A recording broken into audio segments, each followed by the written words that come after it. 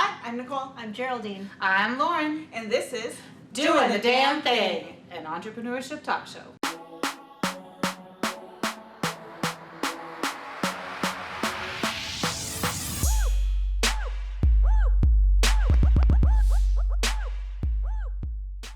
Hey, thank you so much for joining me today, Lidia, and for actually downloading Zoom.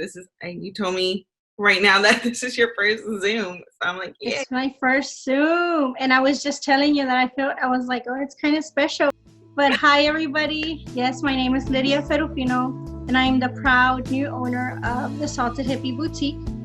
And we are located on Main Street. I'm in historic League City, which is one of like the beautiful waterfront suburbs around Houston. And the Salted Hippie Boutique actually came to be mine as of November 1st of last year. And I went from being the previous owner, I went from being like a dear friend of hers, one of her top customers, to now being the owner. And it's definitely a privilege and a little scary all at once, because I feel like she began something so beautiful, so empowering to women, that I want to make sure I do her proud, even though she keeps repeating that she is already proud of me, because owning a boutique has definitely been a lifelong dream of mine. But yeah, we're down there in League City, Texas, and we do have a storefront, like I said, in historic Main Street, plus we are online at thesaltedhippie.com. I imagine you get all your products from different sources, correct? Mm-hmm. Yeah. So now with COVID-19, has that stopped your supply chain? It did for a minute there. It's actually funny you asked that, because the last order I placed before COVID-19 was actually the last week of February. One of them actually processed March 1st, but I didn't place it in March. I placed it in February. It processed March 1st. I do have a lot of vendors in California. I do have some vendors in New York.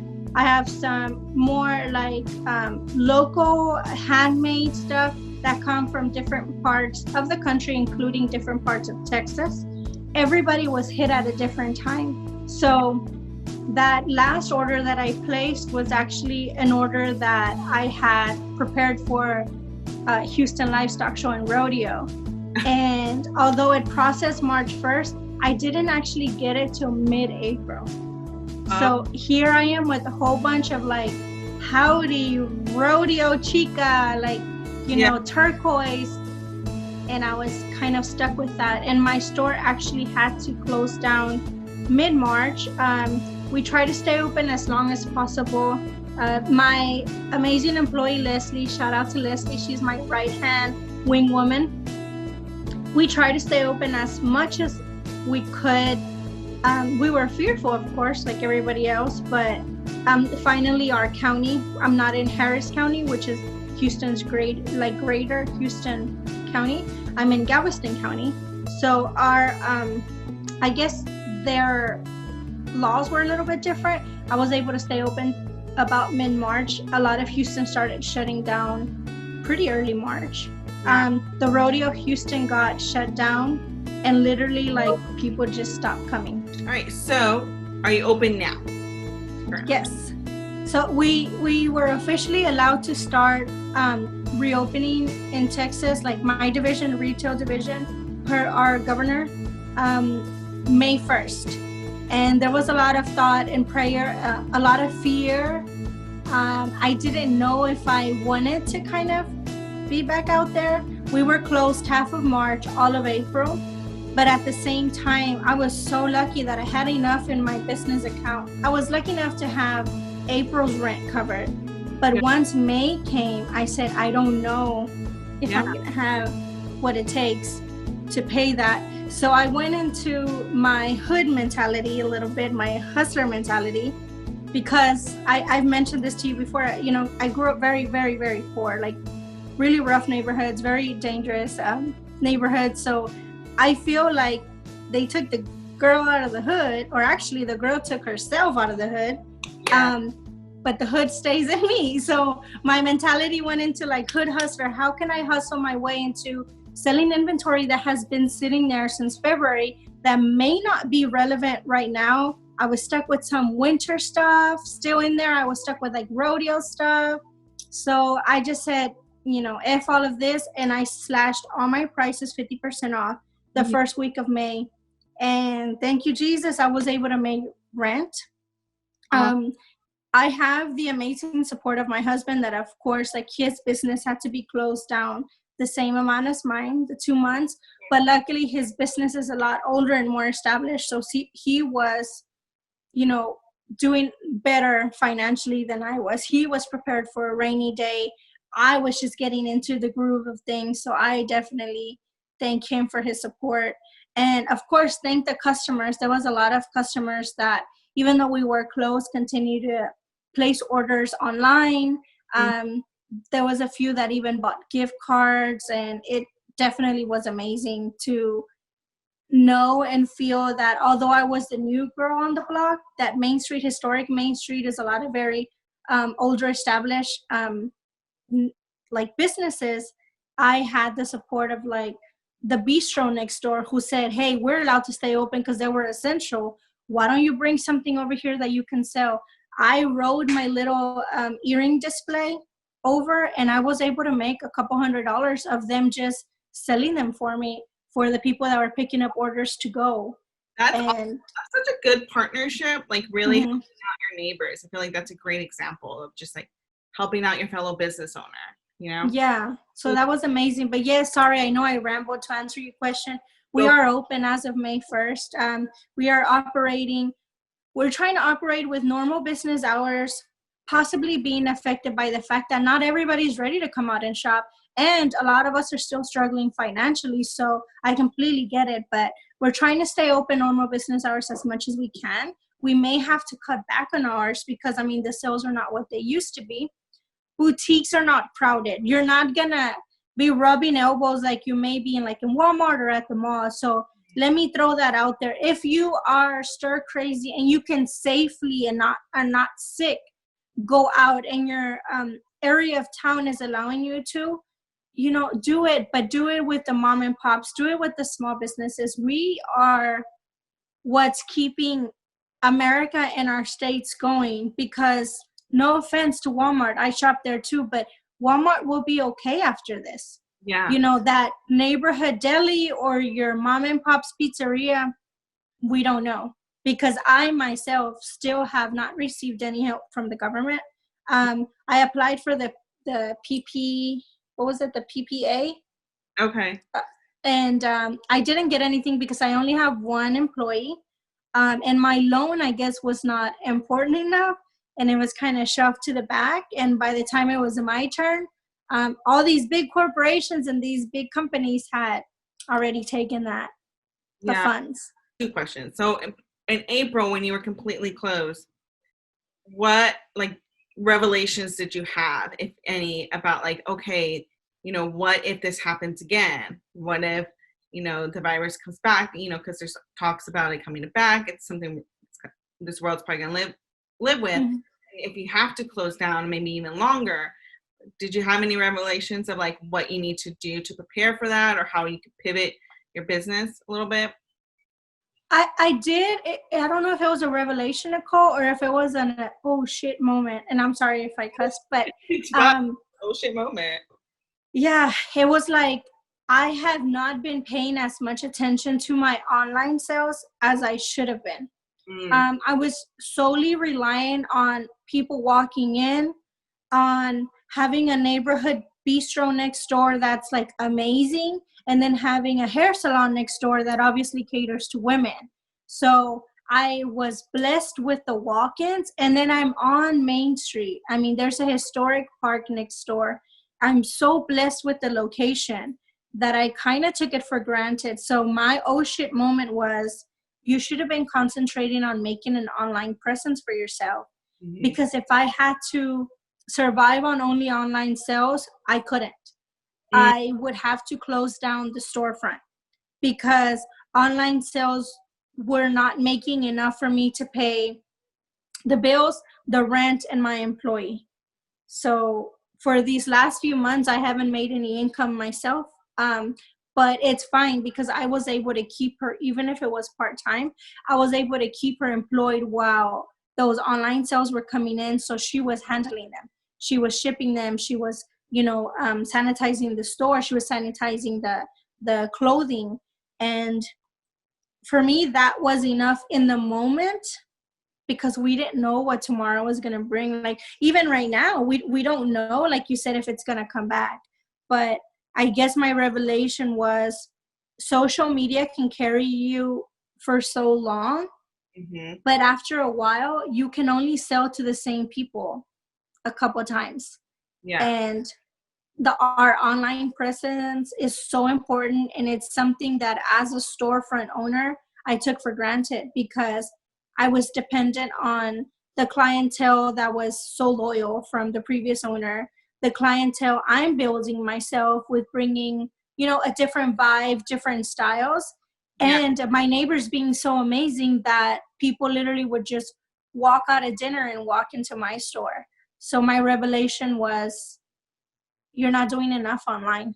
So have you been able then to, because I know we talked a little bit about the supply chain and ordering, when do you think you could order new stuff? Are you going to order new things in the future? Like, how's that looking? So you're about to get the exclusive, girl. Oh, yes. I have ordered my summer trends already. And I ordered them a little bit later than you normally would because, again, pandemic, no money, closed down. Yeah. But I was able to, with this month being open, I was able to, separate my rent money. That was done. Thank you, Jesus. And I still had a little money left over. So I went into town shopping. Like, I went through all the vendors. A lot of vendors, I mean, of course, they're struggling too. So there was a lot of like free shippings or discount codes or buy one, get one. So I shopped around. And I actually have my summer trends. They started to arrive this week. And I think the last one is going to come like this weekend. And actually this weekend, I'm holding a casting call. I'm going to be doing model interviews because I'm going to be shooting a lookbook for my store. So I would have loved to create a summer, almost like a runway fashion show, and have a lot of my customers and sisters and friends and different models show off like the summer trends, because summer is just fun. Like, summer is wild and vibrant and bold and fun and careless. Like, summer is not so rigid to me. That's just how I feel. And I originally wanted to do a fashion show to kind of like introduce myself to the community and just kind of show you, my customer, what I'm capable as far as like styling and putting looks together. But since I'm not comfortable yet with crowds or anything like that, I'm actually going to be shooting a lookbook. And that's going to be how I reveal my summer trends. And I'm really excited about that. I'm going to be selecting the models this Sunday and Monday. Okay. All the models will be contacted no later than Tuesday morning. And then June 1st, I'm actually shooting, and I'm collaborating with my sister who does a lot of my videography and photography. Yes. So shout out to J Tovar Photography. She is going to be shooting all of that and helping me cast my models. And we're going to be doing a cute little lookbook. I don't know if the budget, this is just me being super raw and vulnerable. I don't know if my budget will allow me to actually print the lookbook. I think it would be so cool to do like almost like a Sears catalog. Yeah. And, so people can actually fan through. I don't know yet if my budget will allow me to print it, but it would be a digital lookbook. And that's how I'm going to be teasing my summer trends. Mm-hmm. And I'm really excited. Do you have any final, so 2 questions. So final tips for small business owners from a small business owner. Do you have any for them of how to remain sane or how to keep going during this time? For small business owners, I feel a little bit, and I'm just going to be honest, I feel a little bit like a hypocrite saying this because I didn't know what I was doing during this pandemic. I didn't know how bad it was going to be. I don't think any of us did. So I honestly did a lot of prayer. I'm a very faithful woman. I relied a lot on my husband, who is a small business owner himself. He runs his family's business. You guys have such a partnership. I love it. Yes, thank you. I relied a lot on advice and being vulnerable and real enough to reach out to people. Don't be afraid to reach out. There are 2 other local boutiques on Main Street in League City, and we actually have a group message. And Jessie, shout out to her. She's an Ivory Boutique. She's just down the road from me. She's a fellow Latina as well. I actually interviewed her for Live with Lidia. She has been so great about just kind of keeping us in the loop together and just randomly checking in. Sometimes all you need is a little advice from someone else. And don't look at people that are doing the same thing that you're doing. Don't look at them as your competitors. Look at them as your colleagues. Because if she's doing something that's working for her, and then you guys can talk, maybe you can take a spin on it. I'm not saying go and copy everything that everybody else is doing, but if someone has a formula that's working and you can make it your own, or you can add your own spice and flair to it, do it. Don't be afraid to ask for help. Don't be afraid to cut back. Right now, I think not only America, but the world is dealing with something so new to us that patience is at an all-time high. Mm-hmm. And if you are just real and vulnerable with your customers and say, like, hey, I have to offer this at 50% off because I can't afford to buy new things, there's a lot of compassion right now. And if there isn't, you're not in the right place. You're not speaking to the right people. But one of the things I really admire about you is you are very honest and vulnerable on your social media. Thank you. Very much let people know that it is okay to shut down. It's perfectly normal. You cannot 100% at all times. It's okay to shut down. So I appreciate that. Welcome. And my final question is, how can, our audience, we're here, our audience is across the country, but, how can non-small business owners really help small business owners during this time, especially maybe if they, are wary of if they buy something and is it going to have the virus on it, Yeah, that's a good question, actually, because we have had customers that come in and they're just like, well, where did you get it from? Mm-hmm. And what's your protocol? And me and my employee actually are a little bit OCD as far as cleanliness. So on our end, we know that whenever we're putting something out onto the floor, we know we did our best to make sure everything's clean. This is before the pandemic. We want to make sure that everybody has a chance to experience good quality without having to break the bank. Yeah. But for someone that wants to help someone out, honestly speaking, if you're okay ordering from Amazon, that's mass produced, and I'm not hating, I'm an Amazon Prime chick over here. I love the 2-day shipping. I just, as a small business, cannot afford to overnight something to you so you can get it in 2 days. So how to help them? Number one, please be patient and be kind when you come in to do business with them. There's a lot of people that have been essential or that have been working through all of this. So they didn't get the almost 2 months of being at home and building anxiety. They've had to go. Please be kind. Please be patient and be courteous. All of that is free. And 2, honestly speaking, financially, that's just reality. If you can financially afford to shop anywhere, mm-hmm. I do ask that you first try to see if anybody in your neighborhood, any businesses in your neighborhood could offer you what you're looking for. If someone in your neighborhood is not offering, then go out to maybe in your city. And although it's going to take a little bit of getting used to, it's kind of nice to go back to the basics of back in the day where you would walk down the street and get your groceries there, and then on the other side get your TV repaired. If we take it down to the basics, a lot of these small businesses can keep going. I do have one more thing, if you don't mind. I completely forgot. I do have on here our Salted Hippie t-shirts. So there's a lot of people that are obsessed with our logo. They love the hippie logo sign. They love the love. But these t-shirts are actually for a good cause. So 20% of the proceeds are actually going to Interfaith Caring Ministries, and they're in League City, just down the road from us. And they're actually helping people that are being affected by COVID, specifically right now. But So, of course, again, the link to her store is going to be in the description box below. And then if you're watching this on Facebook, we would tag her Facebook page as well.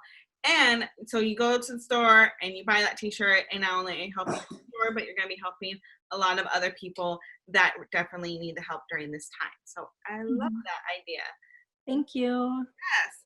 All right. Well, thank you so much again for being here, and I'll chat with you offline. Thank you. All right. Bye. Bye.